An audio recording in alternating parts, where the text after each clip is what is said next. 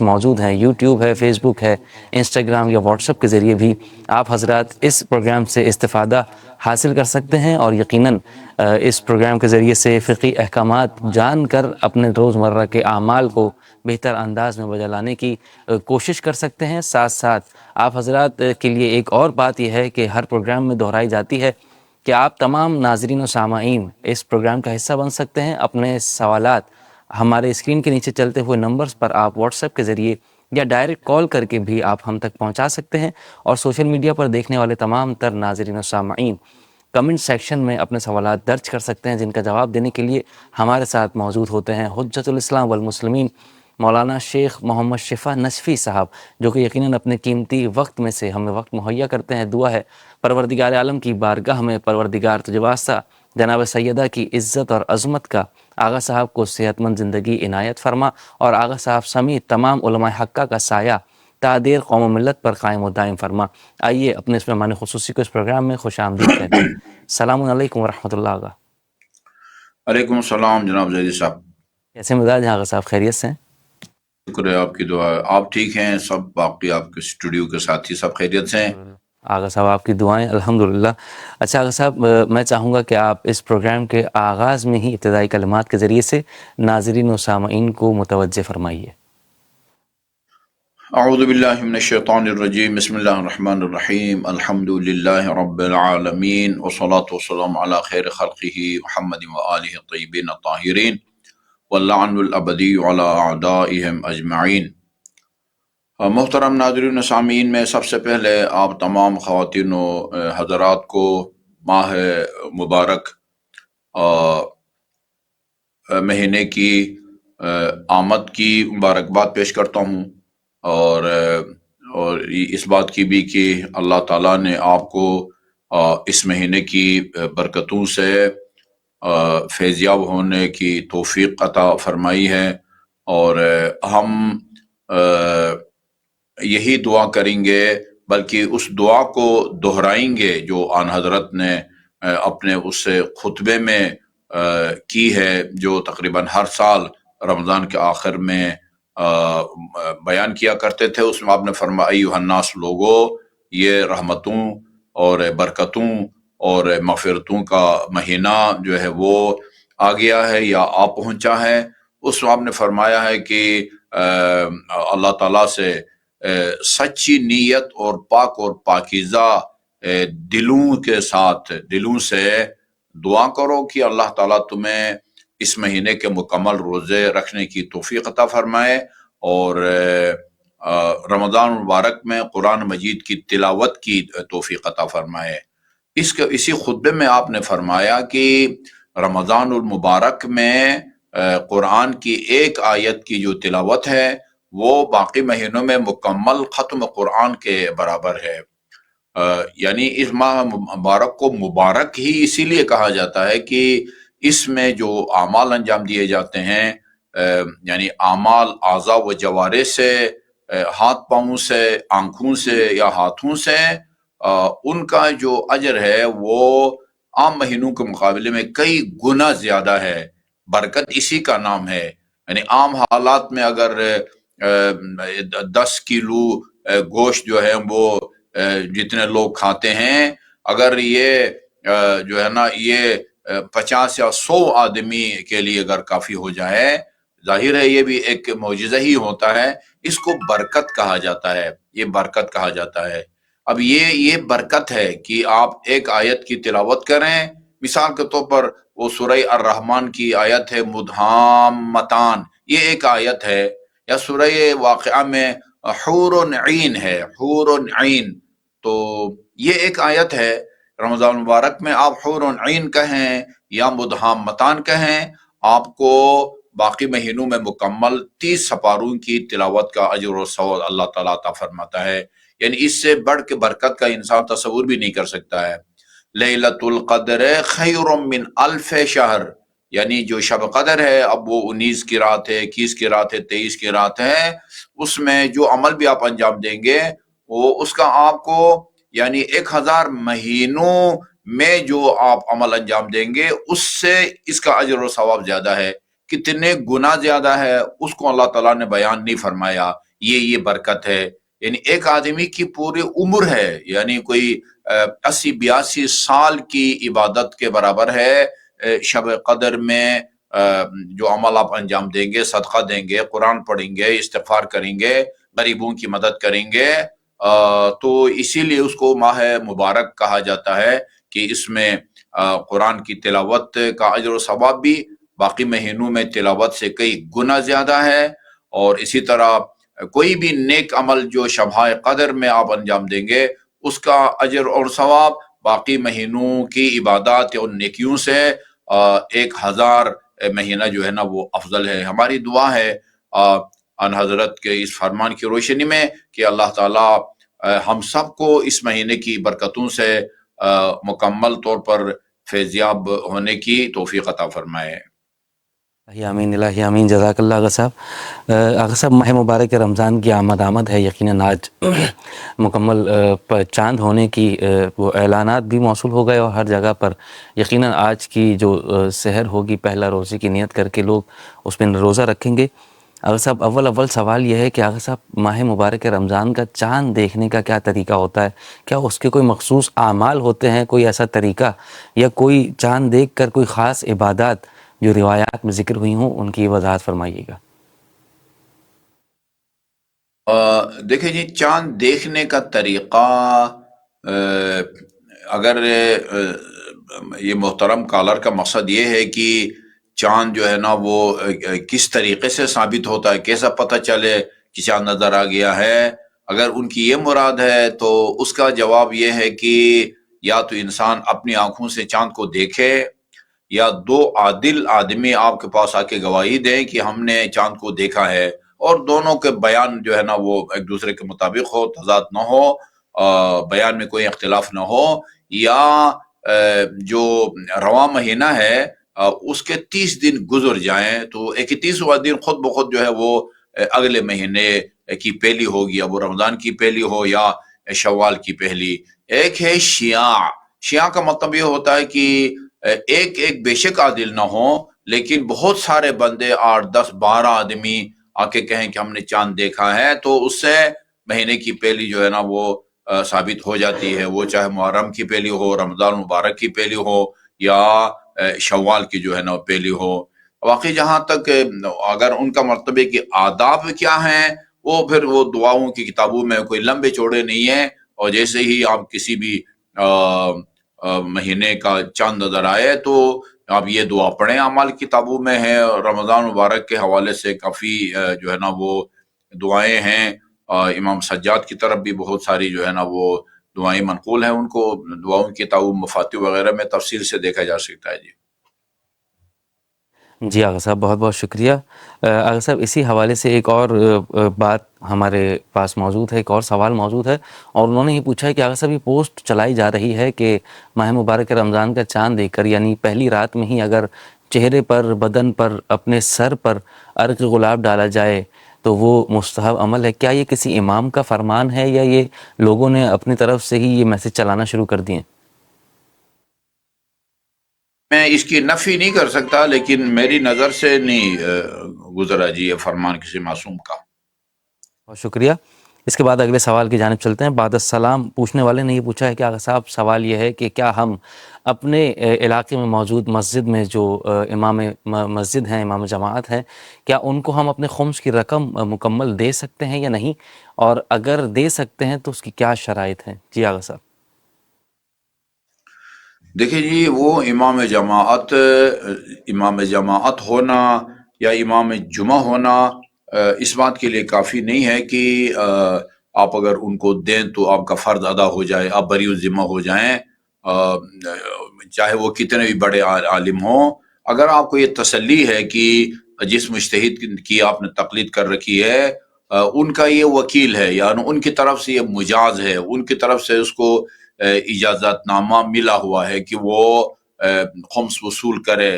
اب وہ آگے خمس وصول کر کے اس کو خرچ کرنے کا جو طریقہ ہے وہ مختلف وکلا جو ہے نا ان کے پاس مختلف وہ اجازت نامے ہوتے ہیں.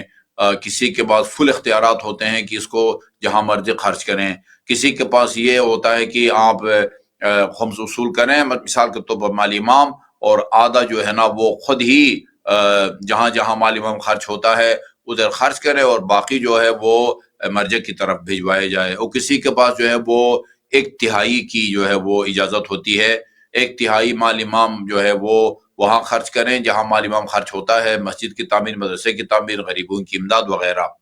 اور جی ہاں، تو اگر آپ کو تسلی ہے کہ مجتہد کی طرف سے ان کو مال امام وصول کرنے کی اجازت ہے تو ان کو دے دیں۔ آگے پھر ان کی ذمہ داری ہے کہ ان کو جتنے مال امام خرچ کرنے کے اختیارات ملے ہوئے ہیں مجتہد کی طرف سے، مرجع تقلید کی طرف سے، وہ ادھر خرچ کریں گے، اور باقی جو ہے وہ مرجع کی طرف وہ بھجوائیں گے۔ تو یہ تسلی ضروری ہے کہ ان کو مرجع کی طرف سے خمس وصول کرنے کی اجازت ہے۔ جہاں تک مالی سعادات کا تعلق ہے، اگر خمس دینے والا مومن آیت اللہ سیستانی کی تقلید میں ہے تو وہ کسی بھی وکیل کی اجازت کے بغیر ایسے غریب سید کو وہ دے سکتے ہیں کہ جو نماز و روزے کا پابند ہے، اور اگر خاتون ہے تو وہ باحجاب ہے۔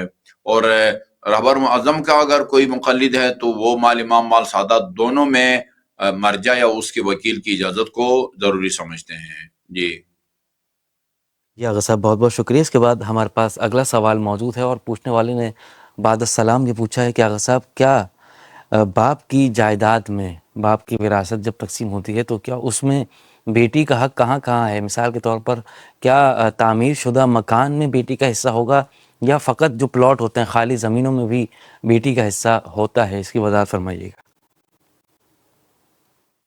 کسی کے مرحوم ہونے کے بعد اگر مثال کے طور پر اس کی بیوی بھی ہے اور بیٹے بیٹیاں بھی ہیں، تو بیوی کو ملتا ہے یعنی ایک صورت میں 8واں حصہ ملتا ہے۔ اگر یہ صاحب اولاد ہے مرحوم تو بیوی کو 8واں حصہ ملتا ہے، لیکن زمین میں اس کا کوئی حصہ نہیں ہوتا۔ البتہ زمین کے اوپر اگر کوئی بلڈنگ کھڑی ہے تو یہ جو بلڈنگ کی قیمت ہے پلاٹ کے علاوہ، اس کی قیمت میں اس کا 8واں حصہ ہوتا ہے، بلڈنگ میں اس کا حصہ نہیں ہوتا۔ یا زمین کے اوپر وہ یعنی باغوں کے درخت ہیں، خوبانی ہے، انار ہے، سیب، انگور وغیرہ، تو وہ جو زمین کے اوپر درخت لگے ہوئے ہیں ان کی قیمت میں جو ہے نا اس کا 8واں حصہ ہے۔ اگر مرحوم لاولد اس دنیا سے رخصت ہوا ہے تو پھر 4تھا حصہ بنتا ہے۔ یہ بیوی کی بات ہے۔ جہاں تک بیٹا بیٹیوں کی بات ہے کہ اس میں یعنی حقدار ہونے میں بیٹا اور بیٹی میں کوئی فرق نہیں ہے، یہ صرف اس کی مقدار میں فرق ہے کہ بیٹے کو دگنا ملتا ہے، یعنی جو بھی جائیداد ہے اس کو 3 حصوں میں تقسیم کریں گے۔ مثال کے طور پر ایک بیٹا ہے ایک بیٹی ہے، تو اور فرض کریں 3 کنال اگر زمین ہے، 3 مربع اگر زمین ہے، تو ان میں سے ایک بیٹا اگر بیٹی ہے تو 2 کنال یا 2 مرلے، 2 مربع جو بھی ہیں وہ بیٹے کو دیں گے، اور ایک جو ہے نا تہائی 1/3 جسے کہتے ہیں وہ بیٹی کو ملے گا۔ حقدار ہونے میں جو ہے نا وہ مال میں کوئی فرق نہیں ہے، زمین ہو، پلازے ہوں، گاڑیاں ہوں، نقد رقم ہو، فرنیچر ہو، یہ حقدار ہونے میں بیٹی بیٹا جو ہے نا وہ بالکل برابر ہیں۔ صرف بیٹے کا حصہ جو ہے 2/3 ہے اور بیٹی کا جو ہے وہ 1/3 ہے۔ یہ بیوی ہے کہ زمین میں اس کا حصہ نہیں ہوتا۔ ہماری فقہ کے مطابق اہل سنت برادران کے ہاں شاید ہوتا ہے، ہمارے ہاں زمین میں بیوی کا حصہ نہیں ہوتا۔ زمین پر کھڑی بلڈنگ میں اور زمین کے اوپر لگے ہوئے درختوں میں اس کا حصہ ہوتا ہے۔ ایک صورت میں 8واں حصہ جو مرحوم لاولد ہو، نہیں صاحب اولاد ہو، اور ایک صورت میں یعنی جب وہ لاولد ہو تو اس کو 8واں حصہ۔ باقی بیٹی بیٹے میں جو ہے نا وہ حقدار ہونے میں فرق نہیں پڑتا کہ وہ جائیداد یا ترکہ کوئی بھی ہو۔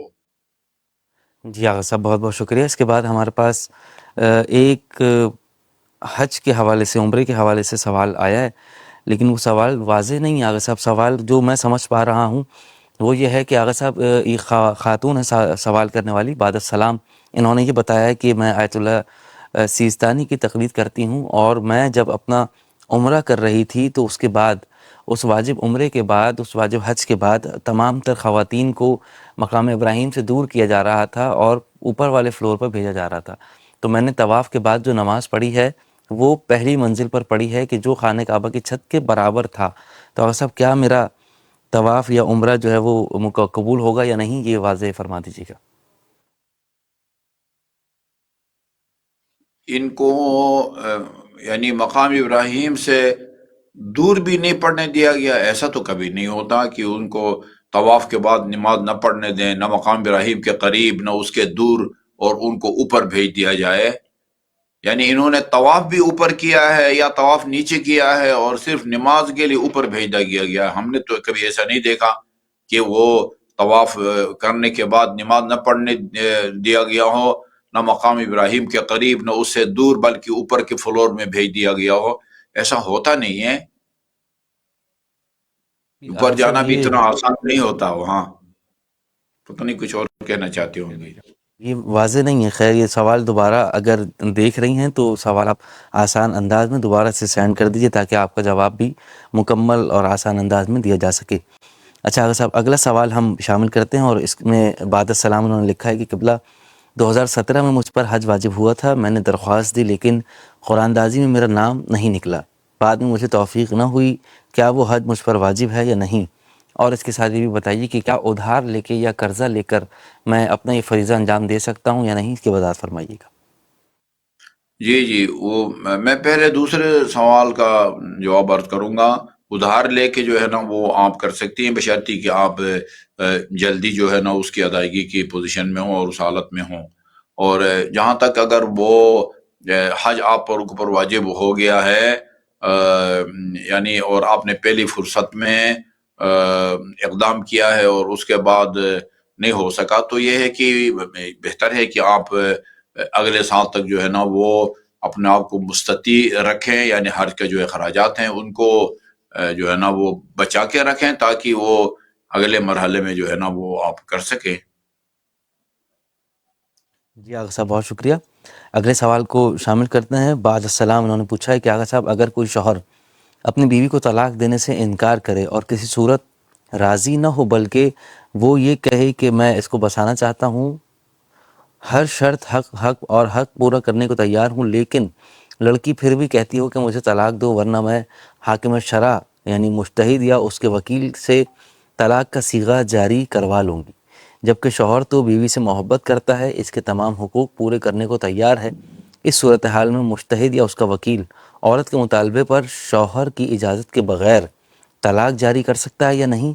اس سوال کا تفصیلی جواب عنایت فرمائیے گا. اس سوال کا کوئی تفصیلی جواب بنتا ہی نہیں ہے.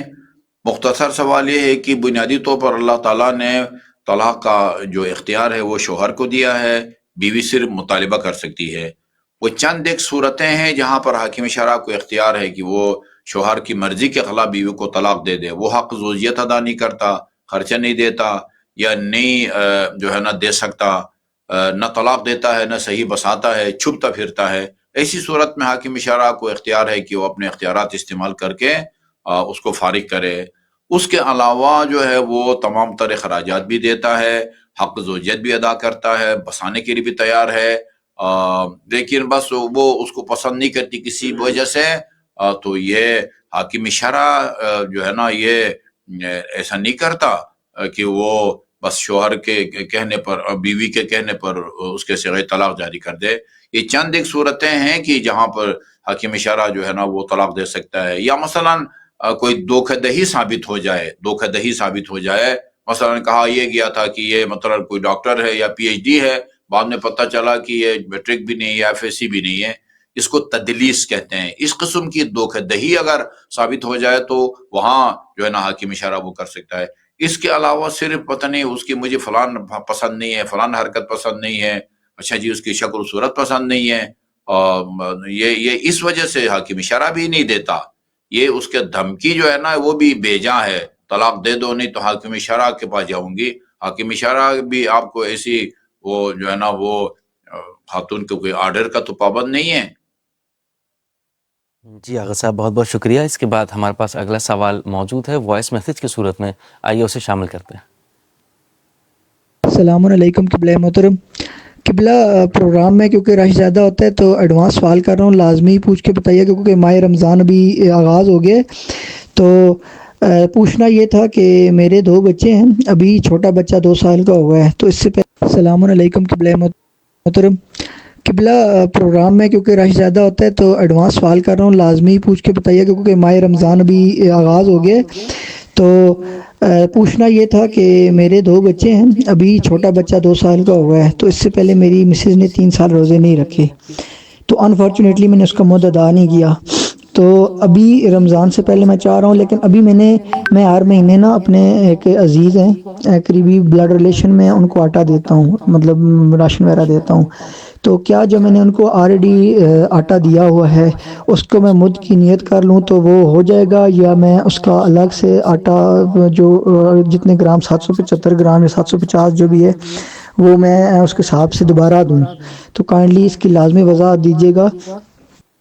اور ساتھ ہی میرا دوسرا سوال ہے کہ ہم جو ہے نا خمس نکالتے ہوتے ہیں، لیکن کافی عرصے سے کچھ گھر بنانے کی وجہ سے کچھ مالی حالات ڈاؤن تھے، تو ہم نے کچھ پیمنٹ بچی ہوئی تھی 2-3 لاکھ، اس کا سریا لے کے رکھ لیا تھا، تو وہ سریا تو بھی پڑا ہوا ہے لیکن ابھی ہمارے پاس اتنی استطاعت نہیں ہے کہ چھت ڈال سکیں، تو وہ تقریباً 1 سال ہونے والا ہے، ہم اس کو نہ استعمال نہیں کر سکے، تو کیا اس پہ خمس واجب ہو گیا ہے؟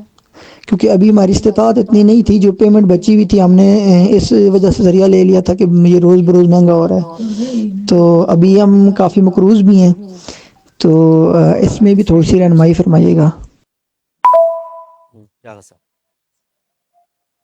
اچھا جی، ان کا پہلا سوال کیا تھا؟ اگر صاحب پہلا سوال روزے کے حوالے سے تھا کہ ان کی زوجہ نے 3 سال کے روزے نہیں رکھے ہیں۔ ان کے تو دیکھیں جی، آپ نے مد جو ہے وہ مد دینے کی نیت سے دے دیں، پہلے آپ نے کسی کی مدد کی ہے اور جو ہے نا اس کو اب مد کے کھاتے میں ڈالیں، یہ ایسا نہیں ہو سکتا۔ آپ مد کی نیت سے دیں، پہلے جو ہے نا وہ یہ مد ایک ذمہ داری ہے، فرض ہے آپ کا، وہ آپ نے ادا کرنا ہے اسی نیت سے۔ آپ نے پہلے اس کو راشن دیا ہے، مفت میں امداد کی ہے اس کی، ابھی 1 سال کے بعد آپ کہتے ہیں کہ وہ جو ہم نے دیا تھا وہ جو ہے نا وہ اس کو مد میں شمار کریں، ایسا نہیں ہے۔ وہ کتنا جو ہے اتنا بڑی رقم نہیں بنتی، 22.5 کلو جو ہے وہ 1 مہینے کے روزوں کے ہوتے ہیں، 22.5 45 ہو گئے، 45 اور 22.5 اتنا زیادہ جو ہے نا وہ آٹا بھی نہیں بنتا، تو وہ صحیح نہیں ہے جی۔ جی آغا صاحب، اور دوسرا سوال ان کا خمس کے حوالے سے تھا کہ وہ سریا خرید کے رکھا ہوا ہے اور گزشتہ 2-3 سالوں سے انہوں نے خمس ادا نہیں کیا، اور اس سریے پر بھی 1 سال گزر چکا ہے، تو اب کیا ہوگا اس کی وضاحت فرمائیے گا۔ دیکھیں، اگر انہوں نے وہ پیسہ اگر پڑا رہا ہے سال بھر تو اس میں خمس واجب ہے، لیکن اگر انہوں نے یعنی مکان ان کی ضرورت تھی اور اس کے لیے خریدا ہے اور وہ پڑا رہا ہے تو بظاہر جو ہے نا وہ اس میں خمس نہیں ہوگا، پھر بھی میں اگلے پروگرام میں اس کو کلیئر کروں گا جی انشاءاللہ۔ جی آغا صاحب، بہت بہت شکریہ۔ اگلا سوال ہمارے پاس وہی طلاق کے حوالے سے، نکاح کے حوالے سے ہے جو ابھی آپ نے وضاحت فرمائی تھی، اور آغا صاحب سوال یہ ہے کہ آغا صاحب یہ نکاح فسخ کن صورتوں میں ہوتا ہے؟ یہ نکاح فسخ ہونے کا جو مسئلہ ہے آیت اللہ سستانی کا، یہ کن صورتوں میں صادر ہوتا ہے، اور خاتون کس صورتحال کے بنا پر نکاح کو فسخ کر کے طلاق لے سکتی ہے؟ دیکھیں جی، اس کی وہ کئی صورتیں ہیں، مثلا وہ حق زوجیت ادا کرنے کے قابل نہیں ہے، یا مثلا یہی جو ہے نا وہ کیا کہتے ہیں اس کو، یہ تدلیس ہے، دھوکہ دہی وغیرہ جو ہے نا وہ ہوئی ہے، تو ایسی صورت میں جو ہے نا اس کو اختیار حاصل ہے کہ وہ فسخ کرے۔ جی آغا صاحب، بہت بعض شکریہ۔ نے جو ہے نا وہ جنون دیوانگی کو بھی شامل کیا ہے، لیکن آیت اللہ سستانی جو ہیں وہ یا ان کا یہ نہیں ہے جی، وہ جنون جو ہے نا وہ فسق کا جواز نہیں بن سکتا۔ جی آغا، بہت شکریہ۔ اس کے بعد ایک اور اگلا سوال بعد السلام انہوں نے یہ پوچھا ہے کہ آغا وہ نماز باجماعت میں بچوں کے حوالے سے یا جماعت کے درمیان حائل ہونے کے حوالے سے انہوں نے سوال پوچھا ہے کہ اگر کوئی پردہ یا کپڑا حائل ہو جائے تو کیا جماعت منقطع ہو جاتی ہے، اور اگر پہلے ہی صف میں 2 بچے ایک ساتھ کھڑے ہو جائیں یا 3 نابالغ بچے ایک ساتھ کھڑے ہو جائیں تو یہ کیا حائل شمار ہوں گے یا نہیں، اس کی وضاحت فرمائیے گا۔ دیکھیں جی، جہاں تک پردے کا تعلق ہے، یقیناً پردہ حائل ہوتا ہے، اتصال ٹوٹتا ہے، البتہ اگر فرض کیجیے جیسے اکثر مساجد میں ہوتا ہے، ایک طرف خواتین کی صفیں ہوتی ہیں اور دوسری طرف مردوں کی نا، ادھر جو ہے نا وہ قنات لگاتے ہیں مردوں اور عورتوں کے درمیان میں، وہ جو ہے نا وہ اس سے اتصال نہیں ٹوٹتا. لیکن اگر مردوں کے صفوں میں درمیان میں یعنی صف کے درمیان میں کوئی کپڑا ہو تو اسے حائل ہو جاتا ہے. اور جہاں تک نابالغ بچے کا تعلق ہے، اگر نابالغ بچہ ممیز ہے، یعنی وہ مطلب 10-11 سال کا ہے اور وہ واجب اور مستحب کو سمجھ سکتا ہے، نماز صحیح طریقے سے آتی ہے، تو اس کی نماز کی شرعی حیثیت ہے. جو نابالغ تو ہے لیکن ممیز ہے. ممیز یعنی وہ بچہ جو اپنے فائدہ نقصان کو سمجھتا ہے، واجب کا مطلب سمجھ سکتا ہے، مستحب کا مطلب سمجھ سکتا ہے، وہ اگر کھڑا ہو جاتا ہے اس کی نماز کی شرعی حیثیت ہے. اور وہ فرض کریں اس کے باپ دادا ہوا یا والدین مرحوم ہوں تو وہ نماز اس پر واجب نہیں ہے. یہی نماز جو پڑھ رہا ہے وہ والدین کی قضا کی نیت سے یا باپ دادا کی قضا کی نیت سے پڑھ سکتا ہے تو نابالغ لیکن ممیز ہے، وہ مسائل کو سمجھتا ہے، فائدہ نقصان کو سمجھتا ہے.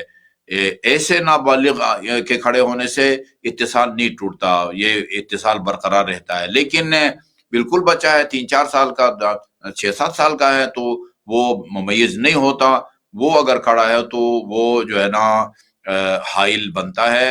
اور جو ہے نا پیش نماز کے اس سے حائل کے دائیں بائیں جو ہے نا ان کا اتصال جماعت سے ٹوٹ جاتا ہے. جی بہت بہت شکریہ. اس کے بعد اگلا سوال ہمارے پاس روزے سے متعلق ہے کہ آغا صاحب یہ بتائیے کہ ہمارے گھر سے نزدیک ایک مسجد ہے جہاں پر افطاری کروائی جاتی ہے اور تقریباً شہر کے مختلف مساجد میں ماہ مبارک رمضان میں افطاری کا سلسلہ ہوتا ہے. تو اگر آغا صاحب یہ جاننا چاہتے ہیں کہ کیا گھر میں افطاری کرنے کا زیادہ ثواب ہے یا مسجد میں؟ جبکہ گھر میں اگر ہم افطار کرتے ہیں اپنا روزہ تو ہم باجماعت نماز سے محروم رہ جاتے ہیں، اور اگر ہم مسجد میں جا کر روزہ افطار کریں تو وہاں پر باجماعت نماز کی سعادت بھی ملتی ہے اور کئی مومنین سے ملاقات بھی ہوتی ہے، اور وہاں پر پھر ایک ساتھ افطار کرتے ہیں تو ایک الگ ماحول ہوتا ہے. زیادہ ثواب کس عمل میں ہے؟ اس کی وضاحت فرمائیے گا. ظاہر ہے آپ نے خود ہی سوال کا جواب دے دیا ہے. وہ مسجد میں اگر آپ کو کوئی مجبوری نہیں ہے کہ جس کی وجہ سے آپ گھر میں نماز پڑھ رہے ہیں تو آپ نے بتایا کہ مسجد میں جائیں گے تو وہاں باجماعت نماز کا ثواب ملے گا. اور وہ حدیث بھی ہے بہترین دسترخوان وہ ہے کہ جس پر بہت ہاتھ زیادہ ہوں، وہاں اجتماعی طور پر جو ہے نا وہ افطار کرتے ہیں یا بعض مساجد میں کھانا کھلایا جاتا ہے. اس کے برکت میں اور اس میں کوئی شک نہیں ہے. نماز جماعت کا ثواب الگ ہے، مسجد کا الگ ہے، اجتماعی طور پر کھانے کا الگ ہے. ہاں اگر کوئی مثلا کسی کو زیادہ بھوک لگتی ہے اور وہ صبر نہیں کر سکتا تو اس کا جو ہے نا وہ مسئلہ اور ہے. جی ہاں. اگلے سوال کی جانب بڑھتے ہیں. بعد السلام انہوں نے یہ پوچھا ہے کہ آغا اگر کسی شخص پر غسل مس میت واجب ہو جائے اور نماز واجب کا وقت مثال کے طور پر ظہرین کا وقت داخل ہو جائے تو اگر غسل کیے بغیر اگر نماز پڑھیں گے تو نماز واجب ادا ہو جائے گی یا نہیں؟ اور دوسرا انہوں نے سوال یہ پوچھا ہے کہ آغا اگر جس شخص پر غسل مس میت واجب ہوا ہے اگر وہ شخص کسی اور سے ہاتھ ملائے یا گلے لگے تو کیا اس ملنے والے فرد پر بھی غسل واجب ہوگا یا نہیں؟ اس کی وضاحت فرمائیے گا. جی پہلے میں دوسرے سوال کا جواب عرض کروں. یہ بہت پوچھا جاتا ہے.